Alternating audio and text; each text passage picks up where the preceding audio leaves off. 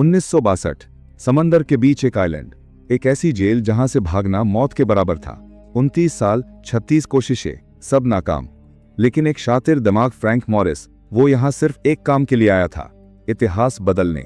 यह है दुनिया की सबसे इम्पॉसिबल जेल ब्रेक की असली कहानी। पुलिस मॉरिस को बैंक चोरी के केस में अल्काट्राज ले जा रही है। यह दुनिया की सबसे सिक्योर जेल है जो समंदर के बीच एक छोटे से आइलैंड पर बनी है। यहां से भागना इम्पॉसिबल माना जाता है क्योंकि अगर कोई जेल तोड़ भी ले तो आगे समंदर का पानी रास्ता रोक लेता है। गार्ड उसे सेल में लॉक करते हुए कहता है, वेलकम टू अल्काट्राज। यहां से कोई नहीं भागा। लेकिन मॉरिस मन में सोचता है, चैलेंज एक्सेप्टेड। बेल बजती है और सभी सेल्स के गेट्स ऑटोमेटिकली खुल जाते हैं। अल्काट्राज का डिसिप्लिन बहुत सख्त है। ब्रेकफास्ट के दौरान मॉरिस की मुलाकात कुछ इंटरेस्टिंग कैदियों से होती है। लिटमस एक कैदी है जो चुपके से अपना खाना एक चूहे को खिला रहा होता है। वुल्फ नाम का एक खतरनाक बलात्कारी मॉरिस को परेशान करने लगता है, लेकिन मॉरिस बाथरूम में उसकी अच्छी धुलाई कर देता है। इससे पूरे जेल में मॉरिस का एक अलग रुतबा बन जाता है। मॉरिस को लाइब्रेरी में काम मिलता है, जहां उसकी मुलाकात इंग्लिश नाम के सीनियर कैदी से होती है। इंग्लिश इस जेल में कई साल से है और यहाँ के चप्पे चप्पे को जानता है। बाहर खुली जगह पर मॉरिस की मुलाकात डॉक नाम के एक शांत पेंटर से होती है जो हमेशा पेंटिंग बनाता रहता है। डॉक कहता है, अल्काट्राज जैसी जेल में कोई भी पागल हो सकता है, लेकिन मेरी पेंटिंग की वजह से मेरा दिमाग अभी तक नॉर्मल चल रहा है। मॉरिस इंग्लिश के पास जाता है और सीधे पूछता है, यहां से भागने में आप मेरी मदद करेंगे? इंग्लिश हंस पड़ता है और कहता है, देखो बेटा, ये सिर्फ जेल नहीं, हमारी कब्र है। मान भी लो तुम दीवारें और गार्ड्स क्रॉस कर लो, तब भी समंदर तुम्हारा रास्ता रोक लेगा। चुपचाप सजा काट लो। लेकिन मॉरिस अपने इरादे का पक्का था। वार्डन मॉरिस को बुलाता है और वार्निंग देता है, मैं जानता हूं तुम शार्प हो, बट यहां से कोई नहीं भागा। सोचना भी मत, वरना तुम्हारे टुकड़े टुकड़े हो जाएंगे। मॉरिस कहता है, नहीं सर, आपके होते हुए कौन सोच सकता है। लेकिन असल में पहले दिन से ही मॉरिस भागने की प्लानिंग कर रहा था। वो चुपके से वार्डन का नेल कटर चुरा लेता है और बाइबल में छुपा देता है। अगले दिन मॉरिस को कारपेंट्री का काम मिलता है। वहां उसे लगता है कि कोई यूजफुल टूल मिल सकता है। लिटमस उसे हिंट देता है, हर सेल में एक एयर वेंट होता है, उसके जरिए तुम छत पर पहुंच सकते हो। तभी वुल्फ फिर से चाकू लेकर मॉरिस पर हमला कर देता है। गार्ड आता है तो वो उस पर भी वार कर देता है। वॉच टावर का गार्ड शूट करने लगता है। मॉरिस और वुल्फ दोनों को डी ब्लॉक में ले जाया जाता है, जहां अंधेरे में टॉर्चर किया जाता है। 2 हफ्ते की सजा के बाद मॉरिस वापस अपने सेल में आता है। एक दिन चार्ली नाम का नया कैदी आता है जिससे मॉरिस की दोस्ती हो जाती है। फिर मॉरिस की मुलाकात जॉन और क्लैरेंस नाम के 2 भाइयों से होती है जो पहले किसी और जेल में मॉरिस के गैंग में थे। अब ये चारों मिलकर प्लान बनाने लगते हैं। मॉरिस अपने साथियों को प्लान बताता है। हर सेल का एयरवेंट छत पर खुलता है। ये दीवारें खारे पानी की वजह से कमजोर हो गई हैं।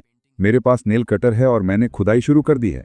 क्लैरेंस कहता है, मेरा एक बार्बर दोस्त है जो हमें बाल सप्लाई कर सकता है, उससे हम डमी हेड बना लेंगे।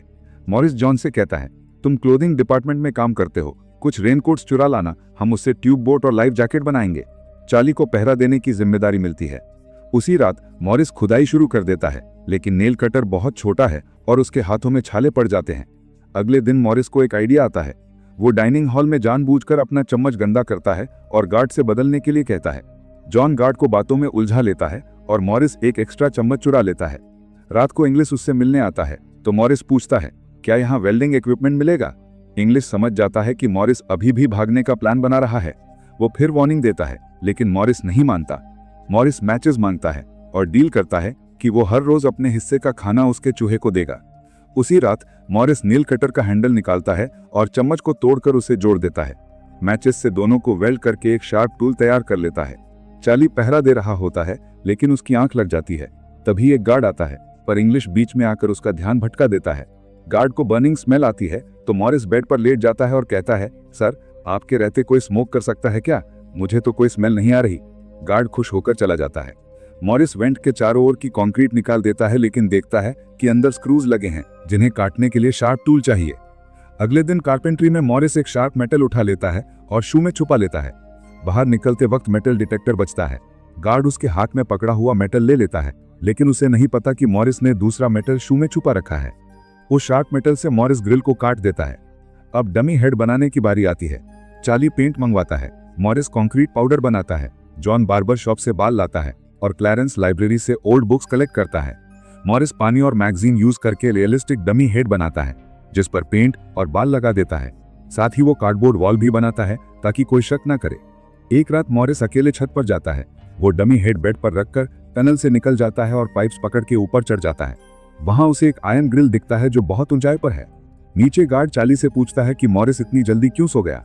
चार्ली कहता है सर वो थक गया है। तभी गार्ड की लाठी गिर जाती है और वो मॉरिस के बालों को टच करता है। मॉरिस नीचे आकर पूछता है क्या हुआ सर, मेरे बाल इतने खूबसूरत हैं क्या।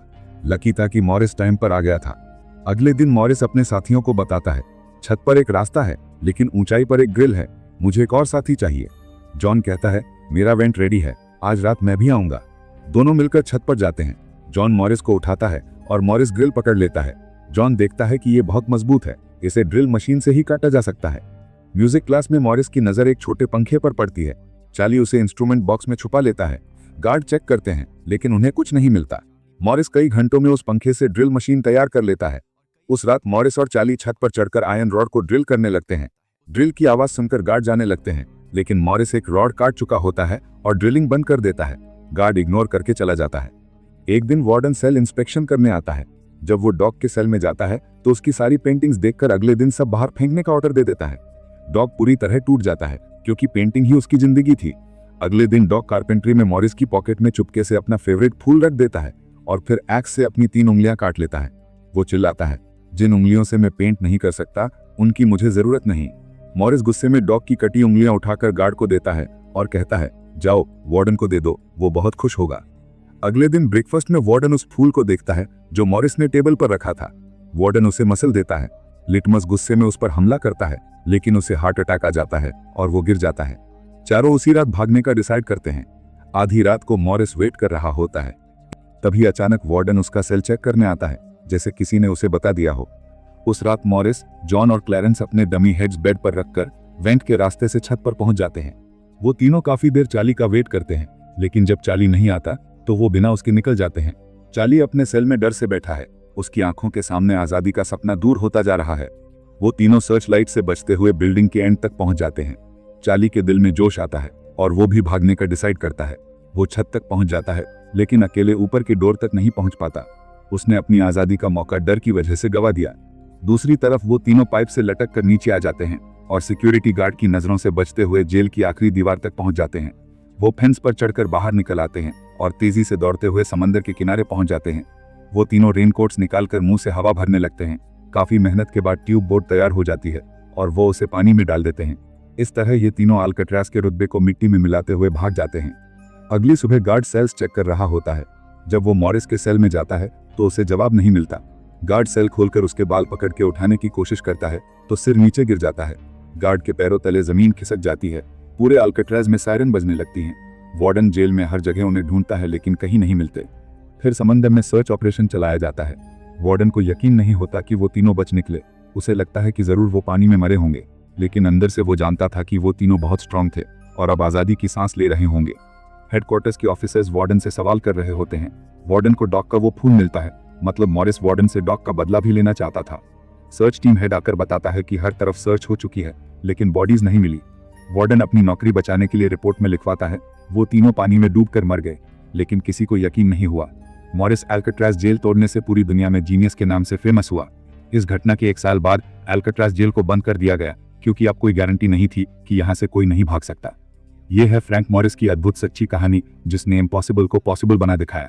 एक नील कटर, एक चम्मच और जीनियस दिमाग, बस इतना काफी था दुनिया की सबसे सिक्योर जेल को तोड़ने के लिए।